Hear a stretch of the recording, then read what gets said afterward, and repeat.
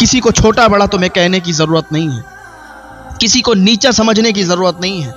اللہ دے سکتا ہے تو اللہ چھین بھی سکتا ہے، اللہ لے بھی سکتا ہے، اس کے خزانوں میں کوئی کمی نہیں ہے۔ آج جسے تم نیچا سمجھ رہے ہو، جسے تم غربت زیادہ سمجھ رہے ہو سکتا ہے آج اس پر آزمائش ہو، اور کل وہ تم سے بھی اعلیٰ بن جائے، کل وہ تم سے بھی اونچا بن جائے، کل تم سے بھی مالدار وہ ہو جائے، تو کیا کرو گے؟ اگر انسان کے ہاتھ میں کسی کا رزق ہوتا۔ السلام علیکم ورحمۃ اللہ وبرکاتہ۔ امید کرتا ہوں کہ آپ لوگ خیر و عافیت سے ہوں گے۔ آج ہم اس ویڈیو میں جانیں گے کہ جب انسان غریب ہوتا ہے تو اسے لوگ کس طریقے سے سفر کے بیچ سے کشتی نکالتا کیسے، سفر سے آیا تو سو گیا بھوکا، غریب باپ تھا بچوں کو پالتا کیسے۔ ہاں بھائی، یہ غریبی بھی کیا چیز ہے۔ تو وہ غریب انسان تھا، غریب باپ تھا، اس کے پاس کچھ بھی نہیں تھا۔ ایک اس کی بیٹی تھی، وہ دھیرے دھیرے جوان ہوتی گئی، جب جوان ہو گئی، جوانی کی دہلیز پر پہنچ گئی، اس نے کبھی بھی اپنے باپ سے کچھ مانگا نہیں تھا کہ بابا مجھے یہ لا کے دو۔ جب گھر سے باہر نکلتی تھی تو لوگ تانے مارا کرتے تھے، لوگ اس پر تانے مارتے کہ دیکھو بیٹی جوان ہو گئی ہے، بوڑھا باپ کچھ بھی نہیں کر رہا ہے، وہ بیٹی کی شادی نہیں کر رہا ہے۔ اور آج ہمارے معاشرے کا بھی یہی حال ہے کہ انسان اگر غربت زدہ ہے، آج اگر اس پر آزمائش ہے تو اس کے گھر کی بیٹیاں بیٹھی ہوئی ہیں، لوگ اس کے یہاں رشتے نہیں لے کے جاتے۔ یہ اپنے ذہن سے نکالنا ہوگا کہ یہ چھوٹا ہے وہ بڑا ہے۔ کوئی چھوٹا بڑا نہیں ہوتا، کوئی امیر غریب نہیں، ایک ہی صف میں کھڑے ہو گئے محمود و ایاز، نہ کوئی بندہ رہا نہ کوئی بندہ نواز۔ اس کی نظر میں کوئی چھوٹا بڑا نہیں ہے۔ غریب بنانے والی بھی ذات اللہ رب العزت کی ہے، امیر بنانے والی بھی ذات اللہ رب العزت کی ہے۔ اگر آج تم گھمنڈ کرو گے، اگر آج تم اپنے مال پر تکبر کرو گے اور دوسرے کو چھوٹا، دوسرے کو نیچا اگر دیکھو گے، تو اللہ رب العزت عطا فرمانے والا بھی ہے اور اللہ رب العزت چھیننے والا بھی ہے۔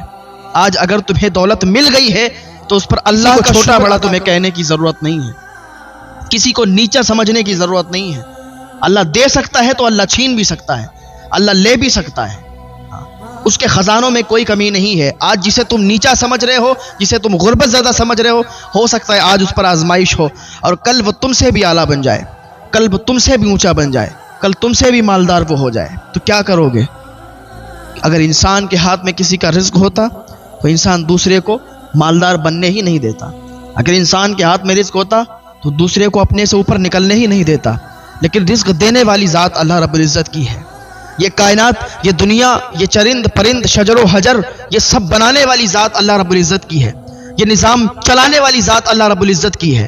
ہمارے ہاتھ میں کچھ بھی نہیں ہے، ہم کسی کو نیچا سمجھیں، کسی کو غریب سمجھیں، کسی کو کمتر سمجھیں۔ نہیں نہیں نہیں، اللہ جسے چاہتا ہے اسے عزت سے نواز دیتا ہے۔ ہم سب کو پیار محبت سے بات کرنی چاہیے، ہم سب سے اچھے سے ملیں، پیار سے ملیں، محبت سے ملیں، اور کبھی بھی ہمارے دل میں یہ نہیں آنا چاہیے کہ یہ غریب ہے، یہ نیچا ہے، یہ ایسا ہے، یہ ویسا ہے، اس کے پاس بیٹھنے سے سماج میں عزت گھٹتی ہے۔ ایسا نہیں ہے۔ اللہ رب العزت اگر عطا فرمانے والا ہے تو اللہ رب العزت تم سے چھین بھی سکتا ہے۔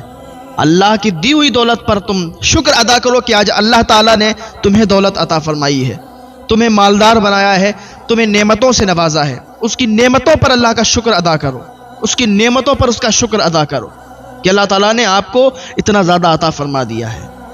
ہاں، تو وہ شخص تھا، محلے والے اس کی بیٹی کو تانا مارتے تھے، اس نے کبھی بھی اپنے باپ سے نہیں کہا۔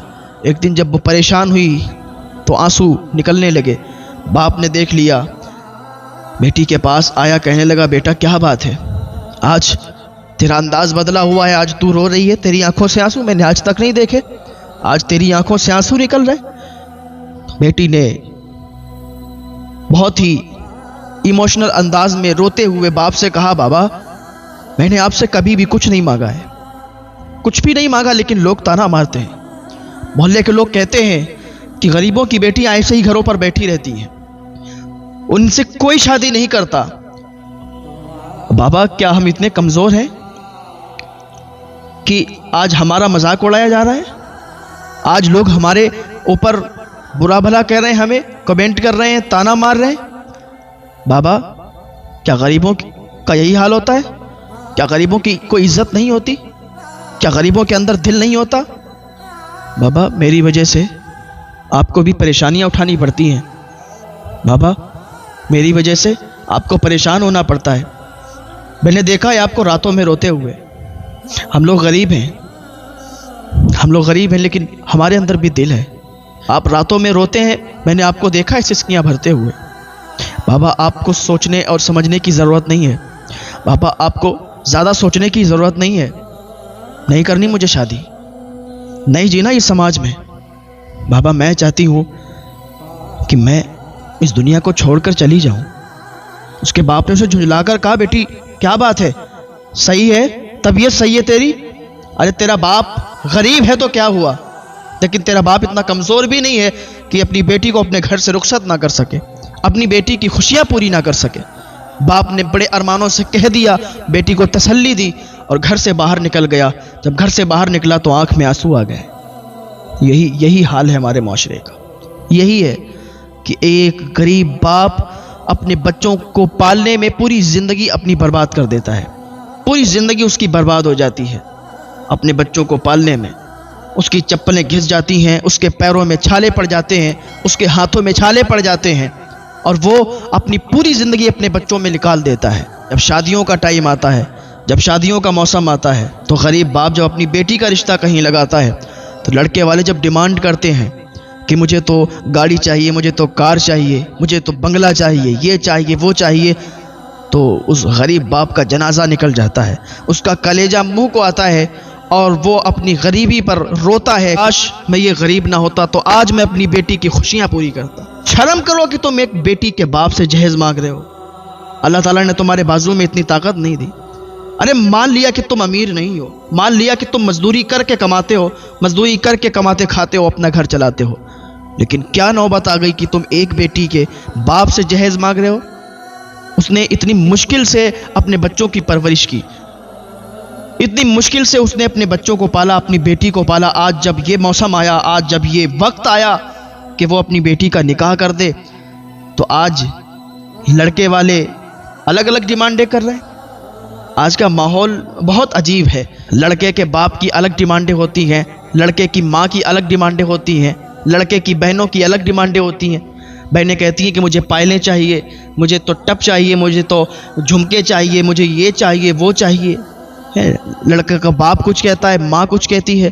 ارے تمہیں چلو پر پانی میں ڈوب مرنا چاہیے۔ شرم کرو کہ تم کس سے مانگ رہے ہو؟ اس سے کہ جس نے اپنی پوری زندگی اپنے بچوں پر خرچ کی، اس نے جو اپنے پیروں میں اس کے چھالے پڑ گئے، اس کے ہاتھوں میں چھالے پڑ گئے کام کرتے کرتے، اس کی چپلیں گھس گئیں اپنے بچوں کی پرورش کرتے کرتے، اور جب یہ وقت آیا نکاح کا تم اس سے فرمائشیں وہ کہاں سے لائے گا؟ ظاہر سی بات ہے کہ کہیں سے قرض لے گا، کہیں سے پیسے اٹھائے گا قرض پر، اور پوری زندگی چکاتا رہے گا۔ تو میں عرض کر رہا تھا کہ وہ بوڑھا باپ گھر سے باہر نکل گیا، آنکھ میں آنسو تھے، ایک مالدار انسان کے پاس گیا، ایک بہت زیادہ پیسے والا تھا، اس کے پاس جا کے کہا کہ صاحب ایسی ایسی بات ہے، مجھے اپنی بیٹی کی شادی کرنی ہے اور مجھے کچھ پیسوں کی ضرورت ہے۔ اس نے کہا اچھا اپنی بیٹی کی شادی کریں گے؟ کہا ہاں میں اپنی بیٹی کی شادی کروں گا، مجھے کچھ پیسوں کی ضرورت ہے۔ تو آج تو ایسے کوئی پیسے دیتا نہیں ہے جب تک اسے لگے نا کہ اس سے میرا کوئی مطلب نکل جائے گا۔ کہا ٹھیک ہے میں تمہیں پیسے دے دوں گا، لیکن میری ایک شرط ہے۔ کہا آپ کی کیا شرط ہے؟ کہا میری یہ شرط ہے کہ زندگی بھر تو میرا غلام بن کے رہے گا، زندگی بھر میرے یہاں تو نوکری کرے گا، جو بھی میں کہوں گا تجھے سننا پڑے گا، تو میں تیری بیٹی کی شادی کے پیسے دینے کے لیے تیار ہوں۔ اس نے کہا صاحب میں راضی ہوں، میں اپنی بیٹی کے لیے کچھ بھی کر سکتا ہوں، میں اپنی جان قربان کر سکتا ہوں، یہ تو آپ کی غلامی ہے صاحب، ہم تو غریب لوگ ہیں، ہمارے اندر بھی دل ہے، ہماری بیٹی جوان ہو چکی ہے، ہمیں اپنی بیٹی کی شادی کرنی ہے۔ کہا ٹھیک ہے یہ پیسے لے جاؤ۔